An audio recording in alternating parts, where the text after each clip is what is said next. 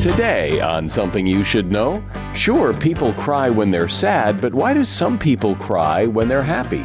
Then, understanding all the things that affect flavor and taste. Temperature, for example.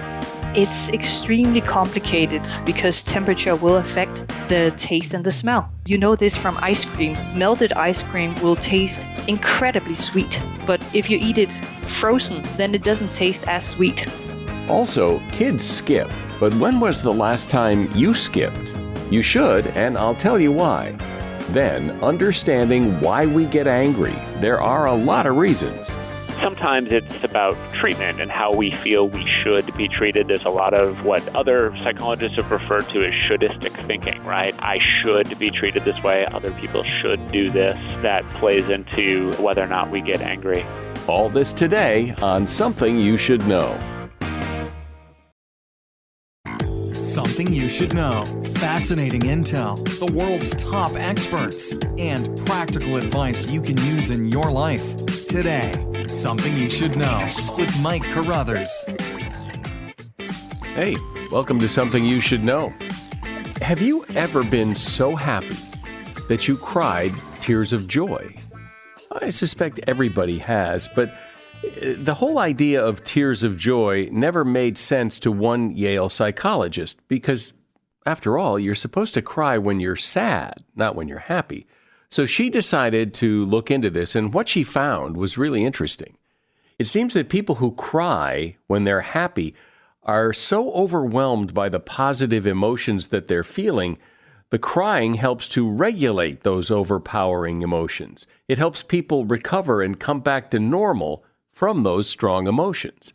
And in her research, she found that people are more likely to cry tears of joy at their child's graduation than any other occasion. And that is something you should know.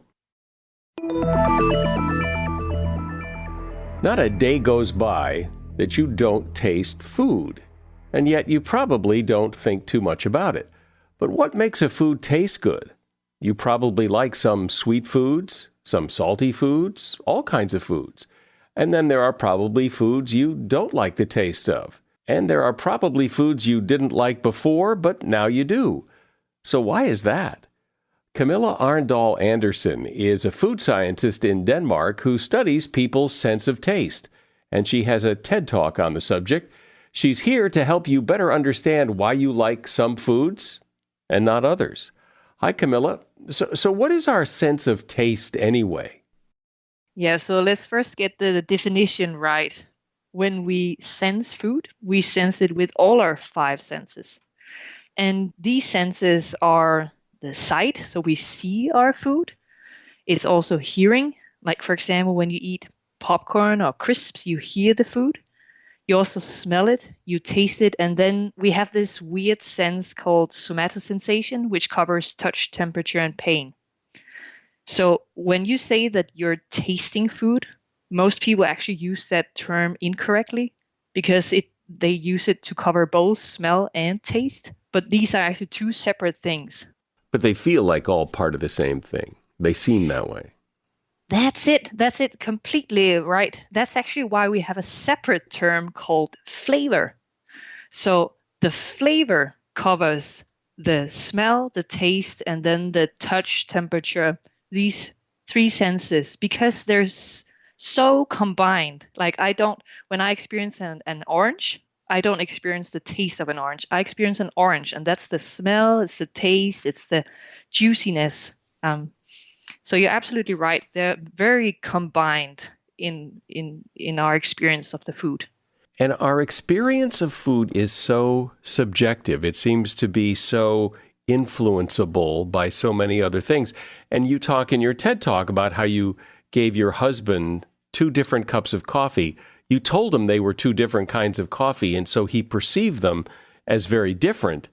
And yet it was the same coffee in both cups. And, we can like some food one day and not like it so much the next, or it might be good in the morning and not so good in the evening. Why is it so subjective?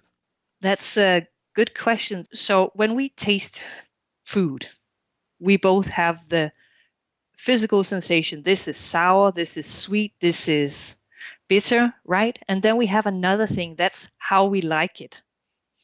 And typically what we say is that we taste the food the same way, whether it's in the morning or the afternoon, whether we are at a party or whether we're at home. It tastes the same.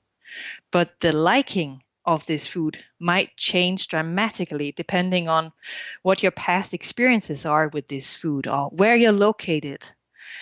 So liking especially is very subjective, where we usually say that the taste itself is more objective or the same, doesn't depend on the environment so much.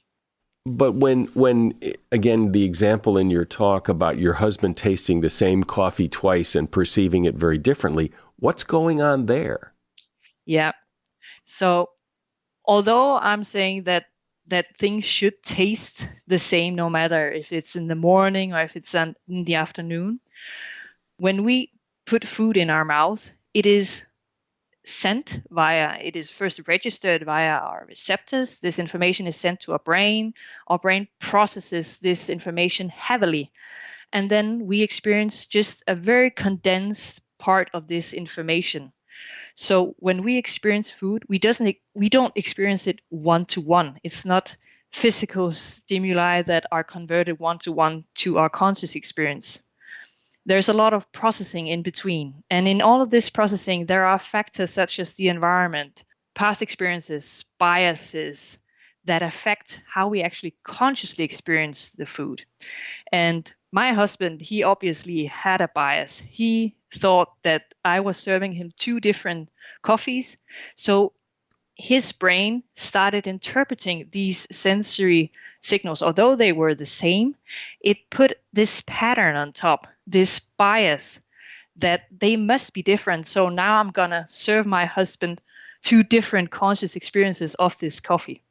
Well, this must make your job as a food scientist and someone who studies people's sense of taste very difficult, because people's sense of taste changes, and something may be good one day, not good the next, or expectations may be that something tastes good, so it does. And so how do you make sense of that?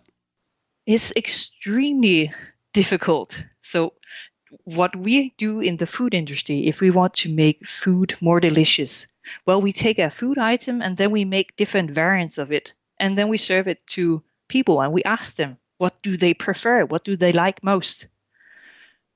But if I ask them whether they like the products at all, then they're probably going to say, oh, yes, they like it. But they're probably going to say that because of this bias we have. It's called a courtesy bias, where we like to be kind to people. So they would like to be kind to me, so they say they like it.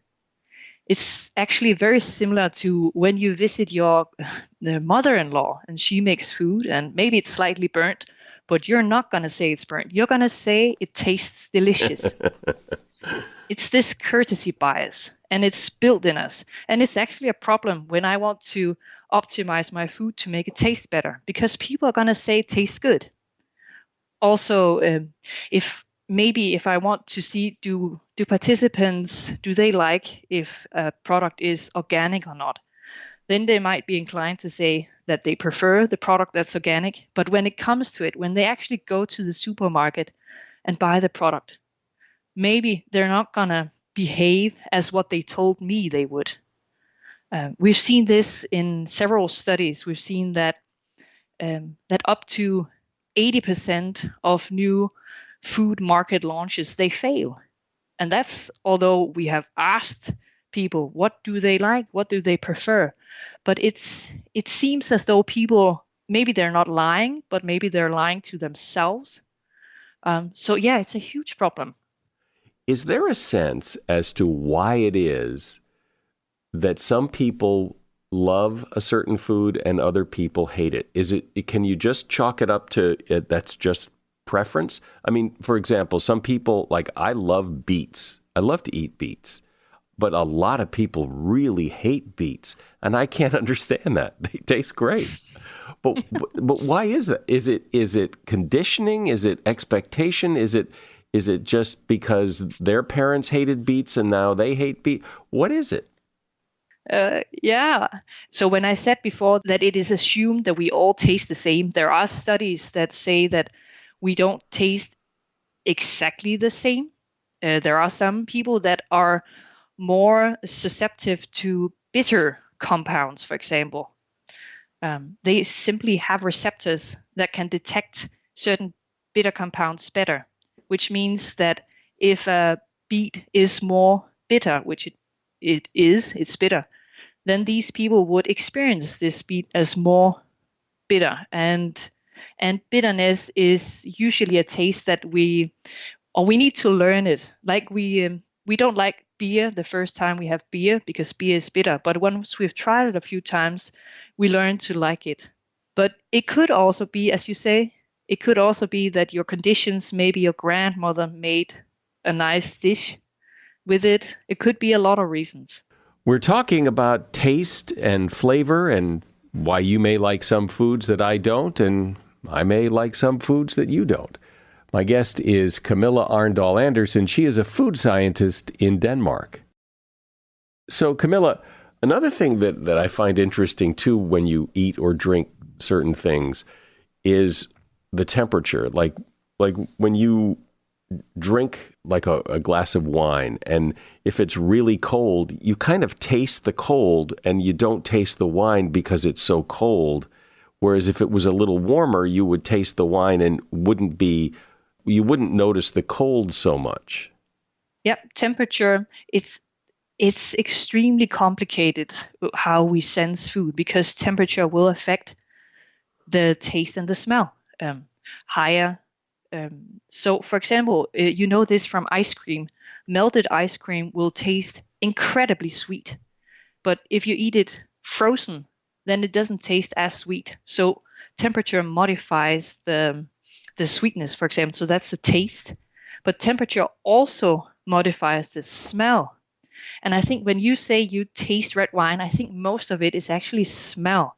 It's the aromas that you're detecting.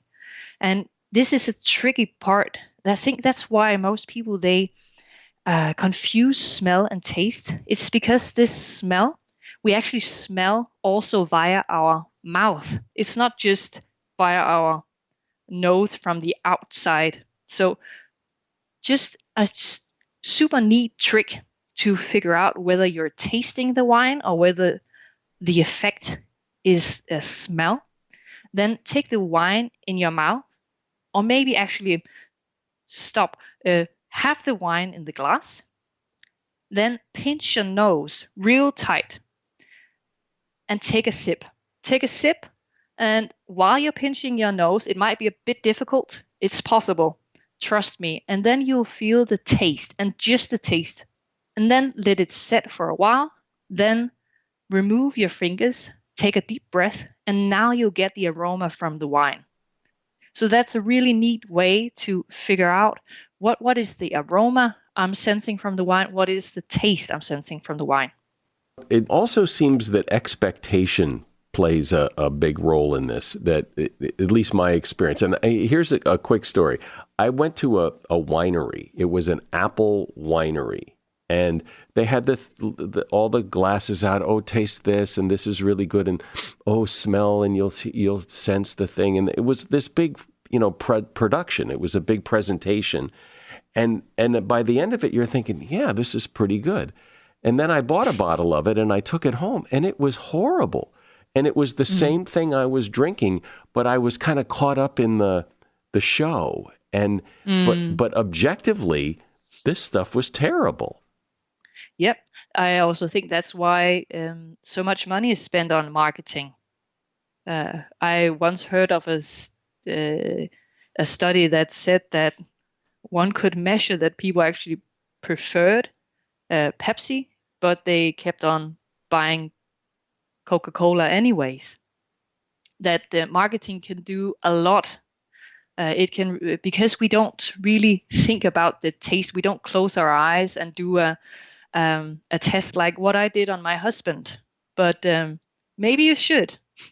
Right. Well, when you go into a fancy restaurant, you have an expectation. The food here is probably pretty good just because there's tablecloths on the table. it's decorated well, has nothing to do with the food, but you just assume that a fancy restaurant like this with expensive menu prices, food's probably pretty good. Exactly. So that's when my husband, he came home and he said that, Camilla, I found this new fantastic yet very expensive coffee, and it's much better than the cheap one. That's when I was thinking, just like you're thinking right now, that this is just an expectation effect, and and just a small blindfold actually showed me this result. So yes, you're right. Is there any food that everybody likes? I imagine people generally like sweet things. I mean, it's hard to imagine somebody doesn't like sweet things. But are there foods that pretty much everybody likes? Just going back to that sweet thing, we actually typically studies, they would group people as sweet likers and sweet non-likers. There are several groups, and that's because some people, when you increase the sugar concentration, then at some point they start disliking because it becomes too intensive. And depending on how you like that, you can actually group people. And I think it's a trend as you get older, you dislike sweetness more and more. And whether there is something that all people like, well, there are these very cute studies on babies where scientists, they put sugar water on babies' lips, and then they see the baby smacking, and they interpret this as a liking. So they like it even before they've been taught what this is. So they interpreted this as an innate liking response to sugar, and explained it as a vital cue that was used through evolution, because sugar meant that the fruit was ripe, meaning that this is when there are ripe fruits has a lot of vitamins and carbohydrates. So sweet food would indicate calories and vitamins. So sweetness is a good sense to have. Same with bitter. Poisonous compounds often taste bitter. So babies are typically seen to retract from bitterness put on their lips. But whether there's something that everyone likes, I don't know that food, no. I would imagine environment has a lot to do with taste. I mean, for example, when I go to the movies, I usually get popcorn. A lot of people eat popcorn at the movies. I almost never eat popcorn anywhere else. I never eat it at home. I never eat it, except when I go to the movies.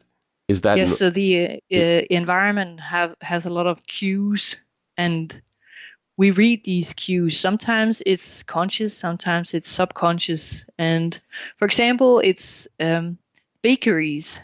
I've heard they use a strategy where they actually pump out the smell from the freshly baked buns onto the road, because just smelling freshly baked buns is a cue such that you want a bun and go in and buy a bun. So marketing is done in many different ways in the food industry. Well, that makes sense, because you're right. I mean, I would never think, oh, gosh, I've got to have a bun today. But if I walked by a bakery and smelled it, I'd go, hey, wait a minute. Let's go get. And it's probably very similar with the popcorn. You walk into a movie theater and what do you smell? You smell popcorn. And then they go, oh, yeah, let's get some popcorn.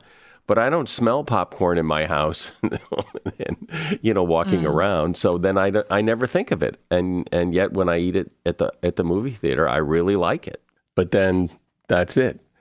Well, this has been really interesting and explains a lot of why some people love some food while other people hate that food. And some people like some food when they're kids, but don't like it when they're adults. And it's really interesting how subjective it all really is.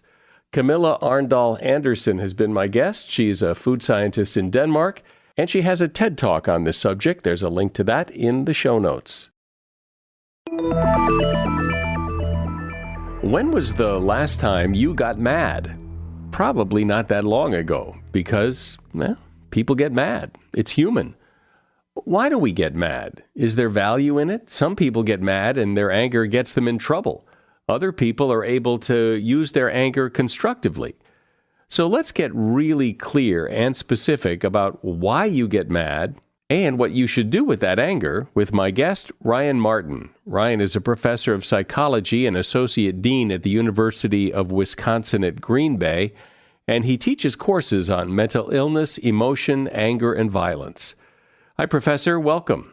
Hi, thanks for having me. Sure. So why do we get mad? I mean, I think I know why I get mad. I get mad usually because something or someone has done something to upset me. Yep, that's what a lot of people say, right? I get mad because people keep messing with me and causing me problems and grief. And Yeah. Sometimes it is actually as simple as that. Most of the time, though, it is a lot more complicated. And so, of course, it starts with something that we perceive as a provocation, right? This is some sort of stimulus in our environment, usually, that we interpret as being either like goal blocking, so it interferes with our ability to achieve some goal, or we consider it unjust or unfair. Now, what matters most, though, is not necessarily, I mean, of course, there are things that are going to be inherently angering, but at the same time, a big part of this is how we interpret that stimulus or that provocation. So we, on some level, have to decide this is unfair or this is blocking my goals. We also have to decide how bad this is. You know, is this going to ruin my day, my week, my month, my year, my life, my career? And if we say, hey, this is blocking my goals and it's catastrophic, we're way more likely to get angry. Well, sure. If it's going to be catastrophic and ruin my week or my month or my year, that's going to make me angry. But I remember hearing somebody say, I think it was about stress, but it seems to apply here that you get angry because things aren't the way you want them to be. That something shows up that gets in your way, which is what you were just saying. It blocks your goal, and you get stressed out because things aren't the way you want them to be, and then it's what you do with that determines how things go. Right. And so, I mean, I think that is a very nice, simple way of putting it, right? We get angry when things aren't the way we want them to be. And sometimes that is because our goals are being blocked. And I define goals very broadly. So sometimes a goal is, I'm trying to achieve a particular thing in my career, but sometimes a goal is I'm trying to get coffee and the line at Starbucks is too long. And so, goals can mean a lot of different things. Sometimes that's about kind of treatment and how we feel we should be treated. There's a lot of what other psychologists have referred to as shouldistic thinking, right? I should be treated this way. Other people should do this. That plays into whether or not we get angry. To go back to your point too about if something's going to ruin my day or week or year or career, I'm going to get angry. A big part of this though is that sometimes those things aren't really going to ruin our day or week or year. We just think they are in the moment, and you oftentimes hear people say later, like, "Yeah, I realize now that this being stopped by the train this morning wasn't catastrophic, but it sure felt catastrophic at the time." Isn't that always the case that so often things seem so much worse than retrospect tells you they were? That in the moment they just seem, oh my God, this is just ruining my day. That guy just took my parking spot. Well, so what? But at the time it just feels crazy making and it makes you angry. And what's the point of that? Yeah, so I'm going to share a story about 16, 17 years ago. I was on my way to my first ever professional conference. It was the American Psychological Association conference. It was in Chicago. And I was staying outside of town, so I allowed plenty of time to get into town the next morning and get there in time for my first ever session.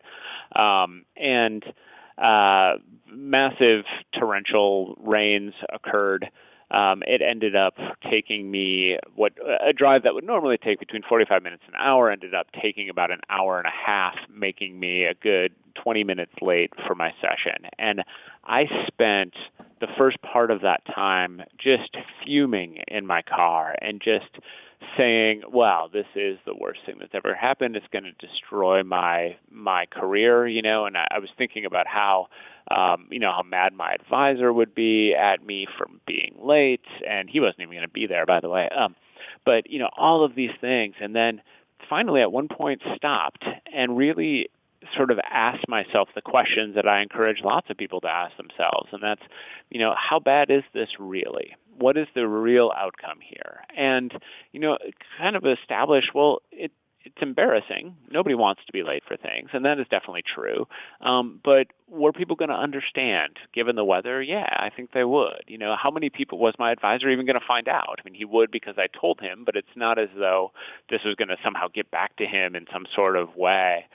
That would be really upsetting, and I'm certain he would understand. And sometimes when we take the time to really walk through those questions, we realize, what, the outcome of this isn't as catastrophic as we think it's going to be. The outcome is actually pretty manageable, and with some simple problem solving, we can deal with it. And doesn't it also seem, and you're using your example, so you're running late and you're upset, and then if you got like 5 minutes from where you were going and the road was closed, that would make you like compound it more than if it was just the road was closed, because it's like the whole is bigger than the sum of its parts. It just adds to it and makes it worse and worse and worse, and yet each one of those things would be relatively manageable. Yeah, when earlier when you asked why we get mad, and I one piece that I neglected to mention is what we call the pre-anger state, and the pre-anger state is the mood we're in right when the stimulus or the provocation happens. So what is my mood when I hit that red light or when I hit that train? I got stopped by a train this morning, by the way, 2 days in a row, which is why I keep coming up with this example. So, what mood was I in when that happened? And if we are hungry, if we are tired, if we are stressed, or if we are already angry, it makes things that much worse. And you're right, it does sort of compound. It becomes, in some ways, we use the expression, just one more thing, but it doesn't feel like just one more thing. It feels like the umpteenth more thing on a pile of problems that end up kind of locking us in and exaggerating or enhancing that anger that we feel. Right. Well, if it gets to the point where it feels as if the world is just sabotaging your life. It's just like it's one thing after another, and then it doesn't. It seem like then you start to look for things that are going to make you even more angry, just to verify and confirm that indeed the world is sabotaging your life. Yep, and so there's two really important psychological concepts that you just brought up. One of them is of one of the types of angry thinking that we consider is called overgeneralizing, and it's when you start using words like always and never. Right? So I always hit every red light, or things never go my way, and people tend to do this when, especially chronically angry people tend to do this. They tend to pull out this overgeneralizing, and of course it makes everything seem so much worse, right? If I interpret getting stopped at a red light as, this is disappointing, I don't like it when this happens, that's a very different type of thought than this happens all the time, right? Or I hit every red light, or I always hit every red light, which is another one, right? So two overgeneralizations. The other thing you mentioned is something we refer to as mood or emotion-specific memories. And one of the things we know is that when you're in a particular mood, whether you're sad or angry or scared or just even in a negative mood, you tend to remember things. It's easier for you to remember things that are angering or scary or sad. And so we do actually sort of either pick out angering memories or we pick out negative emotional experiences in our life when we're feeling a certain way. And what does that do? It would seem to me, from my own experience, that when I get angry, when I get upset about things getting in my way, it somehow inhibits my ability to solve them because that anger thing is right in my face, and I can't objectively look at the problem. Yeah, one of the downsides of anger is that it tends to lock our thinking in a little bit and close our minds down. And so we know that people are actually most creative when they are in a good mood, when they are happy. And so researchers have found this through what we call mood induction research, where you basically put people in a good mood by making them happy, by making them laugh, showing them videos of happy-making things, and then you ask them to do creative tasks or tasks that require creativity, and you find that people are more creative when they are in a good mood. They're less creative when they're sad or angry. And so that is one of the downsides here, is that even though I would argue that in many cases anger is good for us and healthy, it does tend to lock our thinking down into one particular way, and we are less able to solve problems if and when we get locked into that. So, Ryan, your TED Talk's called The Upside of Anger, but I haven't heard any of that yet. So what's the benefit of this? Yeah, so the benefit really comes from, and I'm glad you asked, that if we think about emotions, as I do, from an evolutionary perspective, and so we think about the value they served our ancestors, both human and non-human, they essentially, in the case of anger, it alerts us to injustice. So it's one of the ways that our brain communicates to us that we've been treated badly. And then more importantly, or as importantly, it energizes us to confront that injustice. So when your heart rate increases, when your muscles tense up, when you get kind of that tunnel vision focused on a particular problem, that's really your body energizing you to confront whatever that thing is. The catch is that if we think about it from an evolutionary perspective, again, our brains aren't necessarily designed to help us channel that anger into an adaptive way of responding to the threat. Our ancestors dealt with those sorts of injustices through aggression, and so our brains are sort of built to do that. And so we have to find ways to catch ourselves and to channel that anger into something more productive, something more helpful. How do you do that? Yeah, and so that's the part that requires practice. We need to get used to being able to catch ourselves and make the intentional decisions to catch ourselves and to before we've acted in any kind of aggressive way. We need to catch ourselves and start to think about the ways in which we can use this more productively. And maybe that's, in some, if our anger is stemming from a political issue, maybe that's protest, maybe it's writing letters to the editor, maybe it's voting. I talk to a lot of artists and writers who talk about how their anger kind of fuels their art, fuels their sculpting, fuels their poetry. You mentioned earlier that evolutionarily humans use aggression to get out their anger. And, I remember there was talk about, when you're angry, you should punch a pillow or whatever. Is it a good idea to, if you're angry, to express it through non-threatening aggression, like, go in a room and scream or punch a pillow, or what? Is that a good idea? No. So it's actually, I'm glad you asked, because it's actually a terrible idea. We have years and years, decades actually, of research on what we call the catharsis myth. And that is the idea that it's smart to go punch a pillow or break things, or, we've seen over the last 10 years or so these rage rooms cropping up all over where people can just go and break things.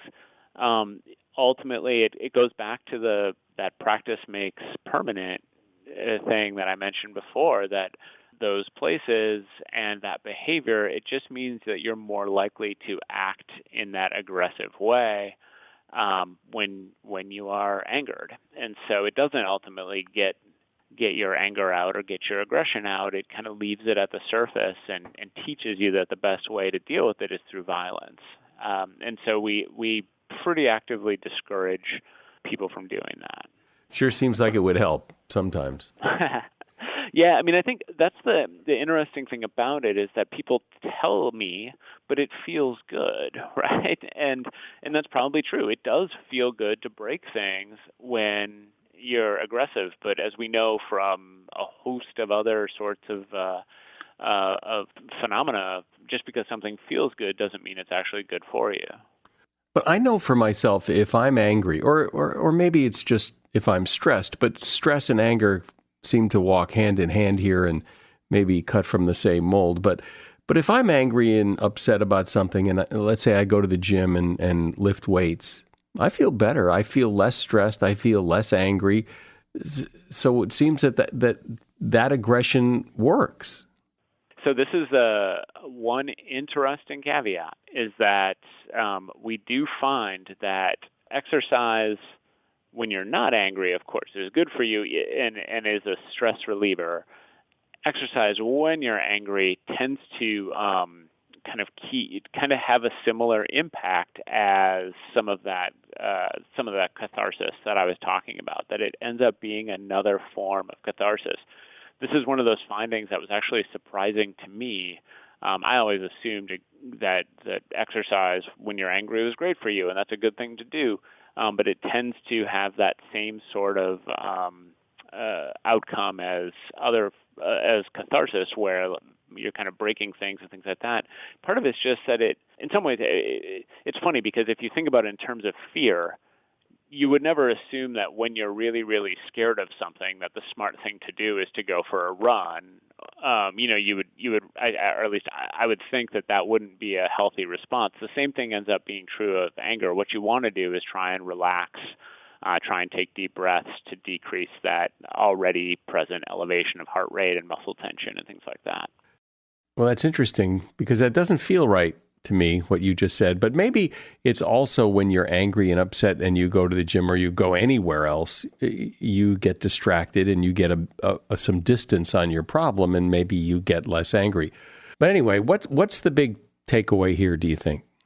It goes back to that model I started with about why we get mad. And if you think about the provocation and the pre-anger state and how we appraise our anger and then those angry feelings and then what we do with our anger. If you think about that whole picture, to me, the key to quote-unquote anger management is thinking about how your anger works in a given situation and where to intervene.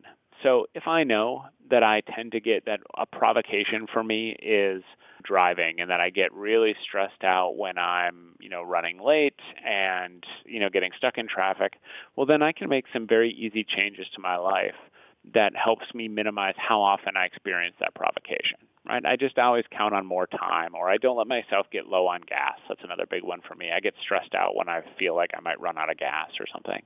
Those are changes I can make to my life to intervene there. If I know that I tend to lash out when I'm sleep deprived, well, then I can do a better job of getting healthy sleep.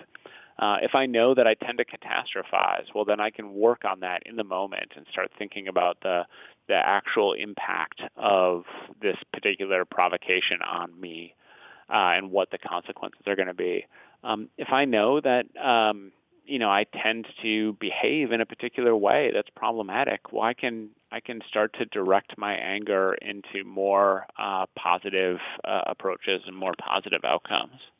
Well, since we all get angry, it's good to hear that it's normal, everybody does it, and it's probably good to get angry once in a while, but also that you can do things about it to mitigate your anger so it doesn't get in the way so much. Ryan Martin has been my guest. He is a professor of psychology and associate dean at the University of Wisconsin-Green Bay, and he has a really interesting TED Talk about this called The Upside of Anger, which we have a link to that in the show notes. Thank you, Professor. You bet. It was really nice talking to you. You remember skipping. You skipped when you were a kid. Kids skip all the time, but grown-ups don't. The assumption is that adults don't skip because they don't want to look childish, but scientists have another theory. skipping just takes too much energy. In fact, skipping uses 24% more power than running the same distance. Still, there is something about skipping because not only do children do it, but so do lizards and birds and other creatures. And if you want to burn more calories and you don't care what people think, you really should skip. And that is something you should know. And now that the show is over, grab your device and push whatever you need to push and leave a rating and review for this podcast. I'm Mike Carruthers. Thanks for listening today to Something You Should Know.